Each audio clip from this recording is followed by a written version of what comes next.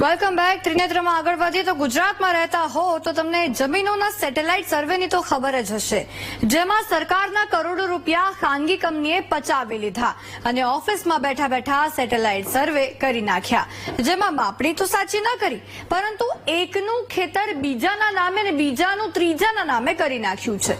એટલેથી સરકારને ભાન ન થયું તે હજુ પણ પાકના સેટેલાઇટ સર્વે કરાવે છે, જેમાં પણ ગોટાળા જ છે.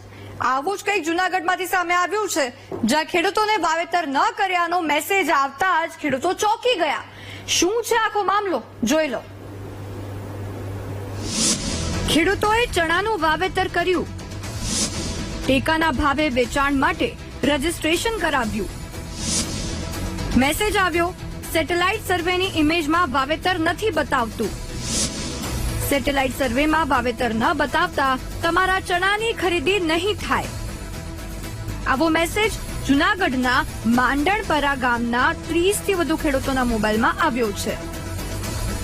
જે ખેડૂતોએ પોતાના ખેતરમાં ચણાનું વાવેતર કર્યું હતું અને પાક તૈયાર થઈ જતા ટેકાના ભાવે ખરીદી માટે રજીસ્ટ્રેશન કરાવ્યું હતું, પરંતુ આ પ્રકારનો મેસેજ આવતા જ ખેડૂતો ચિંતામાં મુકાયા.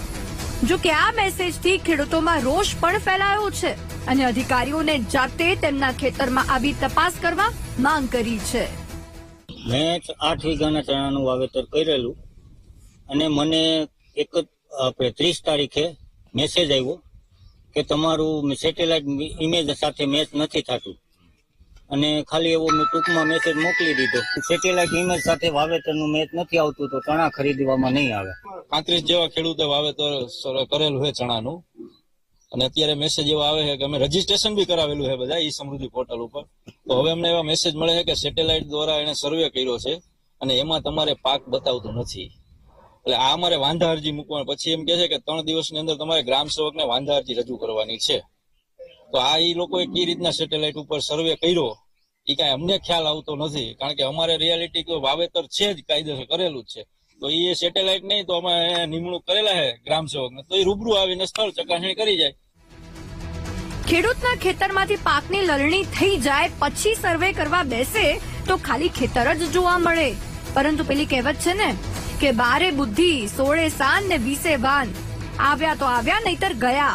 એમ સર્વે કરવા બેઠેલા કૌભાંડીઓની બુદ્ધિ કાટ ખાઈ ગઈ હોય તેવું અહીં દેખાય છે. જો કે આ મુદ્દે ગ્રામજનોએ તલાટીની મદદથી સરકારમાં પણ રજૂઆત કરી છે.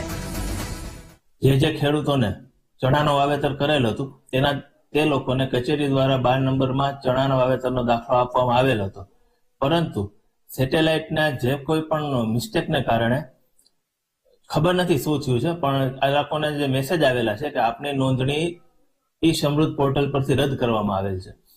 આ નોંધણી રદ કરવાને લીધે ખેડૂતો દ્વિધામાં મુકાયેલ છે કે તેઓએ હવે શું કરવું. આના માટે થઈને અમે ઉપર જાણ કરેલ છે.